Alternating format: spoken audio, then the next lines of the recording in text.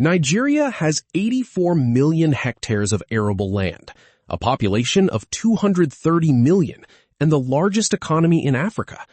It is the world's biggest producer of cassava and a top producer of yam, maize, and sorghum.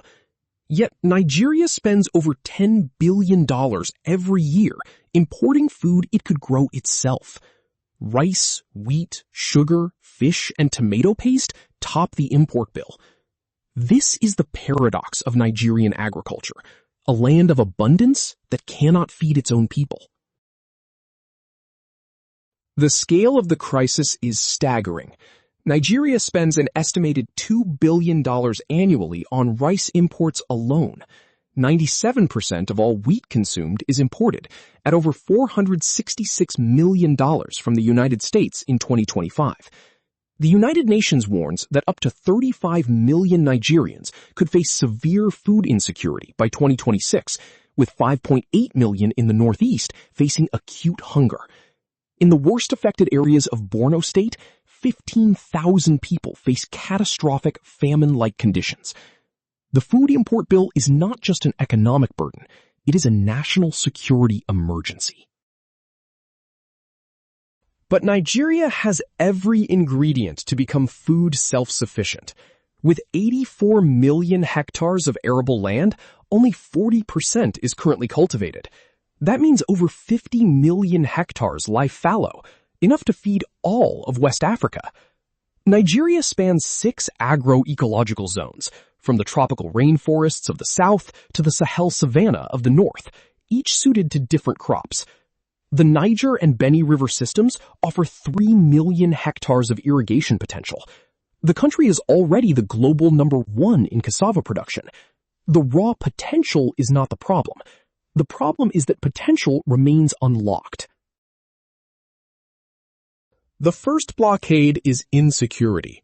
In the Northeast, Boko Haram has displaced 8.7 million people involved in food production. In the Northwest and North Central, banditry, kidnapping, and farmer-herder conflict have forced farmers to abandon their land.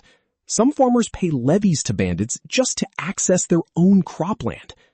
The Armed Conflict Location and Event Data Project estimates that violence disrupts farming across 70,000 hectares annually, causing losses exceeding $3 billion. Conflict-affected areas account for the majority of Nigeria's food-insecure population. Without security, no agricultural revolution can take root. The second blockade is post-harvest loss and infrastructure. Between 15 and 40% of all staple crops are lost after harvest. Tomatoes rot before reaching market. Cassava spoils within days of harvest without processing. Grains are destroyed by pests and moisture in makeshift storage. There are virtually no cold chain systems for perishables. Rural roads are so poor that farmers cannot get produce to markets before it spoils. Electricity outages affect 93% of agribusinesses, often lasting over half a day, causing spoilage and losses. Nigeria grows the food. It just cannot keep it. The third blockade is the crisis of inputs and mechanization. Over 80% of Nigerian farmers are smallholders, working less than 2 hectares with hoes and cutlasses. Mechanization stands at 0.27 horsepower per hectare, compared to the FAO recommended 1.5.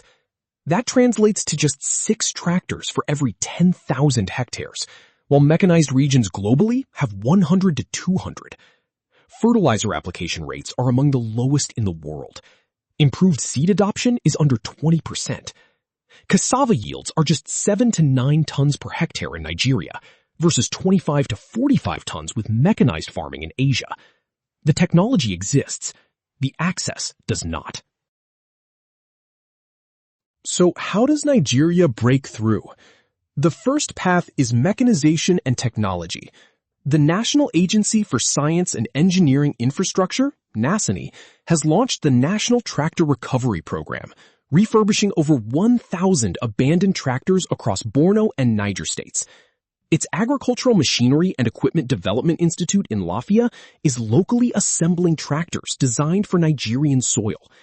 The Cassava Mechanization and Agro-Processing Project, CAMAP, has already delivered 200% yield increases and 100% income gains in pilot states. When farmers shift from hose to machines, yields triple and incomes double. This is not theory. It is already happening. The second path is irrigation and climate-smart farming. Despite 3 million hectares of irrigation potential, less than 1% is utilized. Nigerian farming is overwhelmingly rain-fed, leaving the entire food supply hostage to seasonal rainfall. Naseni's Irrigate Nigeria project is deploying solar-powered irrigation pumps across the country, eliminating the need for expensive diesel generators. Solar irrigation enables dry season farming, effectively doubling annual harvests and stabilizing food prices year-round. If Nigeria irrigates even 10% of its potential, it transforms from a single season to a year-round agricultural economy. The third path is value chains and agro-processing.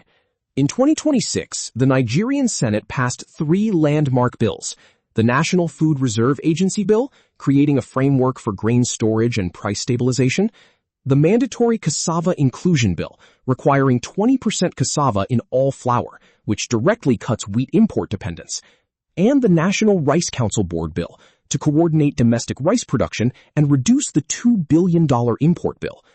The African Development Bank has invested $520 million in special agricultural processing zones across Nigeria. Adesina, the former AFDB president, put it plainly: Nigeria cannot import its way out of food insecurity. It must process what it grows and grow what it eats. Can Nigeria become food self-sufficient? The answer is yes, but it requires breaking 4 blockades simultaneously. Security, so farmers can return to their land. Infrastructure, so harvested food reaches markets and storage instead of rotting. Mechanization and irrigation, so yields triple and farming becomes year-round. And policy coherence, so every naira spent on agriculture replaces 10 naira of food imports. Nigeria already has the land, the water, the climate, the labor, and the crops. 84 million hectares of arable land, the world's largest cassava harvest, 3 million hectares of irrigation potential waiting to be tapped. What Nigeria needs is not more potential. It is the political will to unlock the potential it already has. Food security is national security, and no nation that depends on others to feed itself is truly independent.